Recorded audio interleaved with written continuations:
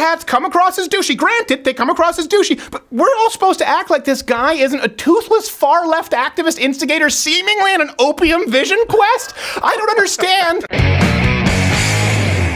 Leading this show with sports news from the weekend, the Patriots beat the Chiefs. So that one on. Yeah, there you go. So this weekend, okay, for those people who were not following, there was a huge clash between some kids in MAGA hats and a Native American elder. Yes. Let me ask you this, question of the day. Does finding out what the full story is now, what's transpired, has it changed your opinion? For those of you who haven't been following, we'll kind of fill you in a second. So for those who are following this weekend, this is most likely all you saw.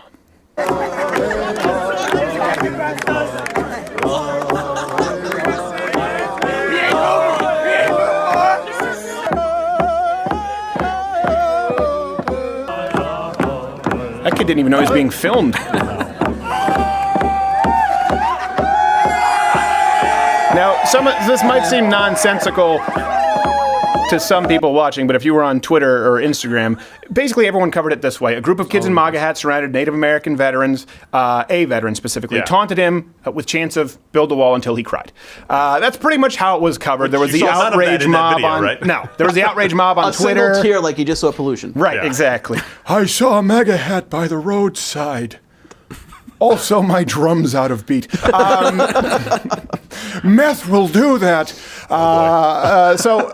This is a terrible start. Okay, many on Twitter right away, they started with the outrage mob against the kids. Here's the thing. Many conservatives actually took the side of Nathan Phillips, the Native American elder, without waiting for the full story. If you notice, one person did not react immediately. Yours truly. Here's why. When I see this sort of thing, when I see this kind of a story, I think to myself, sleep on it. Well, you, like every other person out there, should have learned by now that you can't just judge what the media gives you, right? Especially edited clips of videos. Well, especially when it didn't show anything other than people standing there. Yeah, but the thing is that it's getting to the point where you have to think that with literally every story that's on the news, because I only saw this, I was watching the morning news on Sunday, and I thought to myself, wow, there's a punk kid acting like a punk kid at a school field trip. I think everyone would have seen it. Yes. Right. Bourbon. Everyone who would have seen the first clip, that's what they would have. Here's what actually happened. I didn't even see the clip. I didn't show the picture. What actually happened, let me kind of go point by point for people who haven't really been following. Point one, the Native American elder actually was the one who initiated the confrontation, not the high school kids. The kids were already there waiting for a bus doing a school chant. One activist group, the Black Israelites, I've had my run-ins with them, can't go to heaven, by the way, because there's not enough melanin in my skin. That's what they told me. They were already taunting the kids. Okay, then there was a second group led by Nathan Phillips, Native American guy. He approached them, got in their faces with the drums, and that's what brings you to what you're seeing here. See how much they respect you, Israel? That's right. Here come Gad. Here come Gad. There he is coming in. Here come Gad. Yeah, a little confusing. Because usually when someone says, "Here come Gad," it's that signals peaceful intent. Yeah, absolutely. Yes, and it's not like they accosted the students or anything, but if somebody walked up to you at this location beating a drum and then got like in your face, what reaction would you have? I would just think they were high. By the way, hit the notification bell, join Mug Club so you can see the Daily Show, or subscribe on iTunes for those who listen to Thursday Show, because for some reason iTunes sometimes they tend to vary. Okay, here's what we're going to say, brother. I was just going to say, I always think of the Colin Quinn joke, how the Black Israelites are the longest running show on Broadway. Yes, exactly. The next point for people, go watch it's funnier when Colin Quinn tells it. Yes. Point number two, that here, despite the initial coverage, the MAGA hat kids, they never chanted "Build the Wall." No. This is really important. Didn't do that at all. So Nathan Phillips, he claimed that the students taunted him, and the media ran with this with, quote, "Build the wall." Well, don't take my word for it. I heard them saying, "Build that wall, build that wall." This is indigenous lands. First off, I cannot verify that that's true. I assume it's incorrect. Second, 2 hours of raw video has been released. At no point do the kids chant anything about the wall. We can't show you the full 2 hours here. You can see this a little. There's been tons and tons of videos. You can go look it up. Make America great. You can go look it up and watch for yourself. Yes, we will. And of course, as more evidence emerged, by the way, it became increasingly clear that Native Americans were just looking for a bar fight. We know that now. It seems a little clear. Shit. By the way, Nathan Phillips, something else that nobody covers, Nathan Phillips, not just some random Native American elder. He's a far-left activist who has a long-standing history of instigating confrontation and then claiming racial harassment. And by the way, okay, I know I'm about to voice a very unpopular opinion here because no one dared say this, but everyone, and I mean everyone, has been acting as though this man is a wise sage and we should all admire him. We always took care of our elders. We took care of our children. We always provided for them. We taught them right from wrong. I mean, is it me?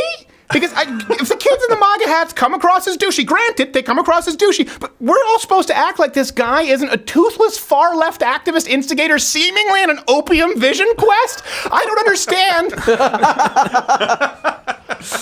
The thing is, you have to light it from the bottom and use a torch lighter. None of that Bic, said my aunt. Really? You take care of your own? You take care of your own? Nathan Phillips?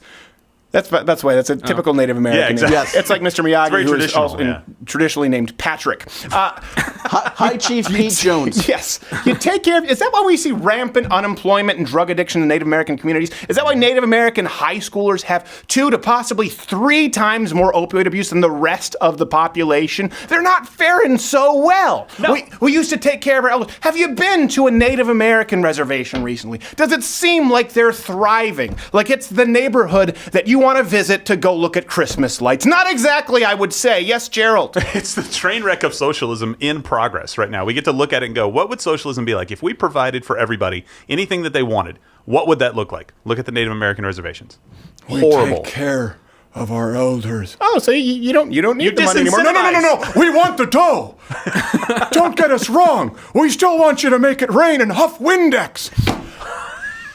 Here's the story has reopened. I can tell you guys don't want to go along with me on this. You guys are cowards. It's reopened some old wounds, meaning there are valuable lessons, I think, to be learned here. So, and by the way, frankly, these are lessons that should have been learned a long time ago. Oh, yeah. So let's go. Yeah. Lesson number 1, sleep on it. Just wait.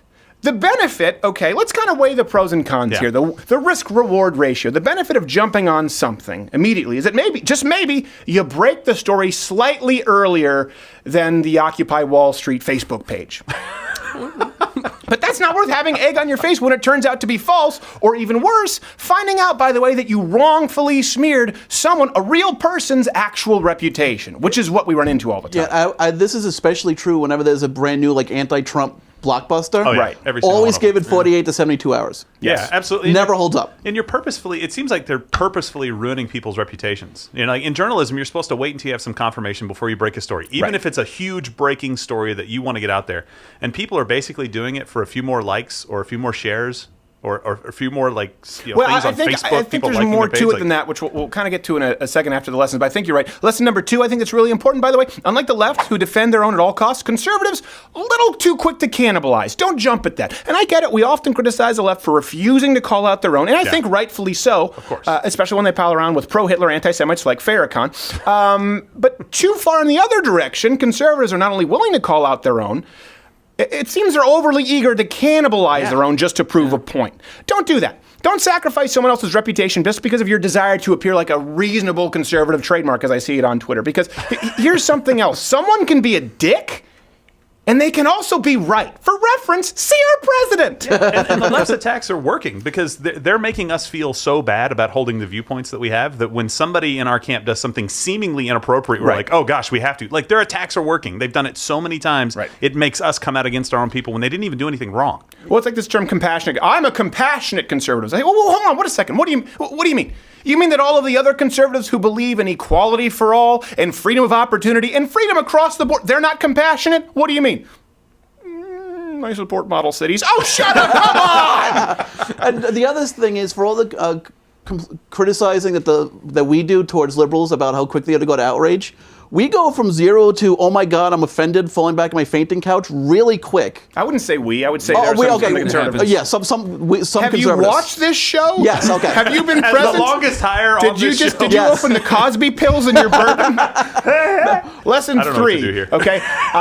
This is something important to remember. You got your headphones going? We're at war.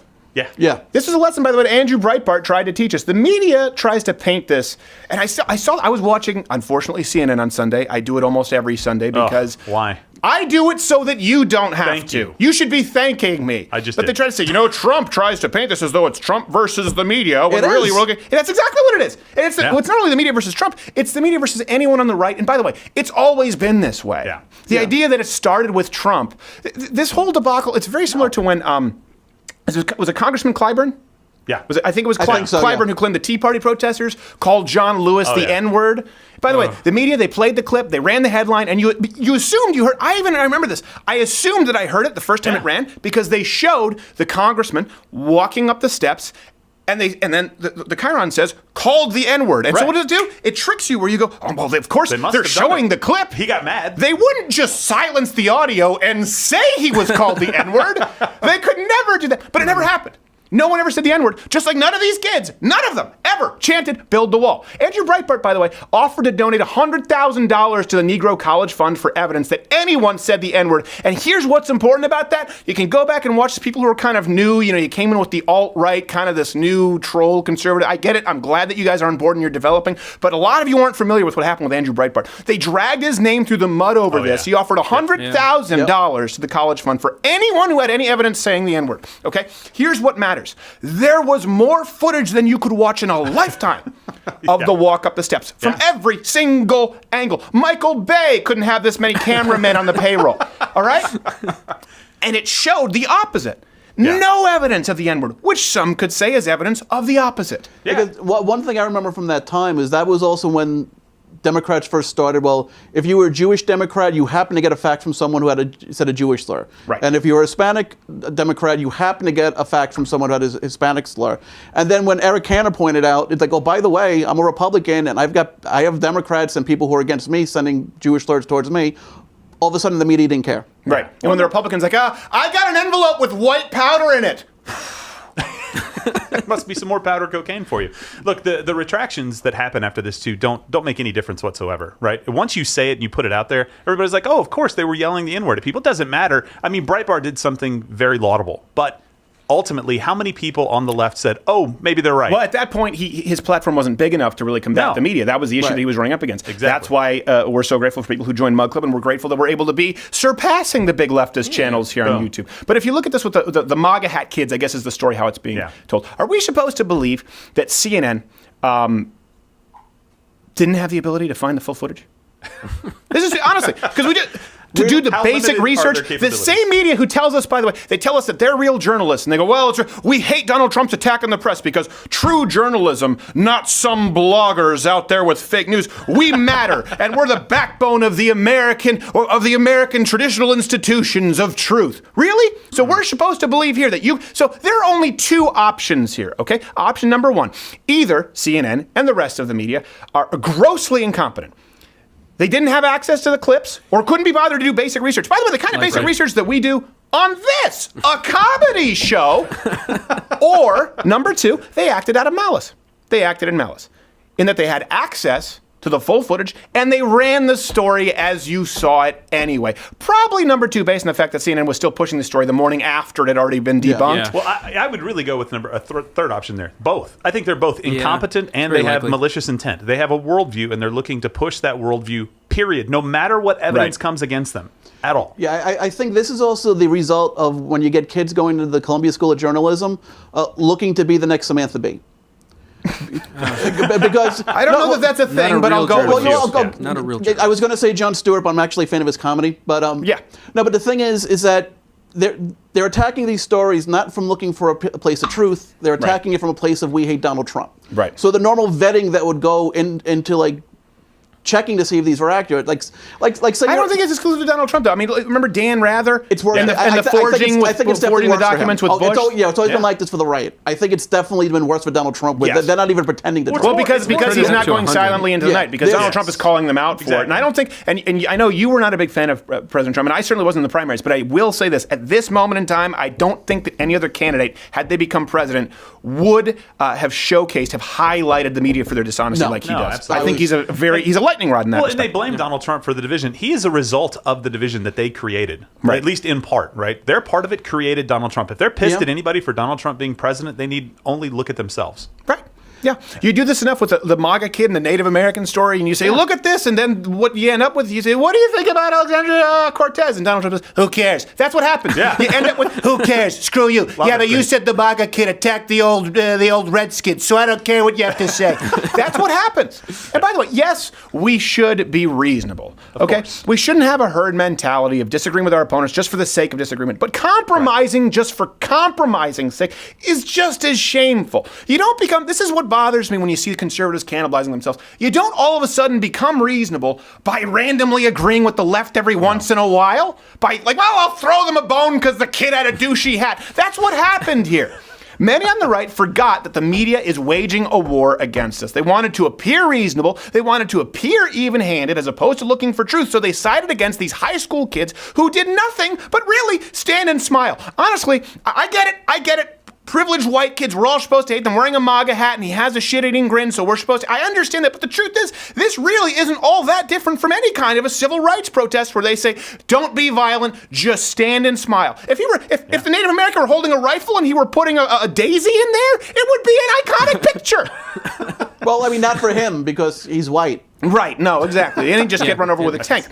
By the way, this, of course, opened the floodgates to countless articles, people who don't want to talk about this. The conservatives who virtue signaled and said, I can't believe these kids, they should be ashamed of themselves. It opened the floodgates to countless articles about the school being being against LGBTQAIP. I was just reading in a Huffington Post this morning how they need to be shut down, and by proxy, the Pences being evil supervillains. You get the point. So remember the lessons here. If you see a controversial news story, okay, sleep on it. Be skeptical and don't crucify one of your own in a panic over the media, especially not publicly. That's what's really important. Wait for the evidence. And remember, when it comes to truth, when it comes to the access to information right now, don't forget, we are absolutely in a war. We are at war. Remember that. We have AJ Styles coming up after the break. Ooh. Hey there, YouTube viewer. If you like this video, I would say subscribe, hit the notification bell, or watch one of these videos playing in a box that we've personally uploaded and programmed for your viewing pleasure. The problem is now, in today's day and age on YouTube in 2018, any of those three things that you do, any of those three buttons that you click will take you directly to a Seth Meyers video. So stay here and join Mug. Get off of here. Go to loudoutcutter.com/mugclub. It's the only safe place you can go and join.